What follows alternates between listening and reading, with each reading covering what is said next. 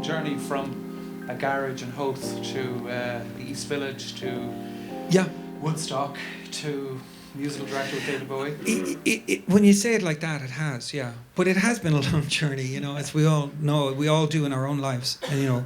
And it was literally, we would huddle over the AC30 had tubes in it, so valves we call them, would keep us warm, and the little 1-bar fire.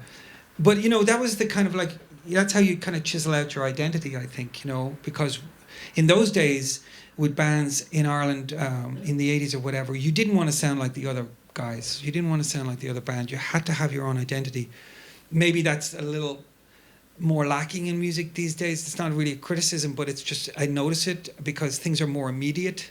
You know, you can sit down with GarageBand now and you can kind of start, you know, this kind of postmodern track and have it up and running and, you know, in no time. Whereas it was, you felt like you had to kind of like grow it from the dirt or something like that before. But they're the things that I think shape you as a musician, and they're the things that I drew on when I got to New York and I had to kind of like figure it out. And they're the things that I drew on when I was in the room with David, and he's like, here's a song, play a riff, and you're like, what have I got? You know, this, you know, and it's probably the same approach that you did in Howth, you know, back in 1981.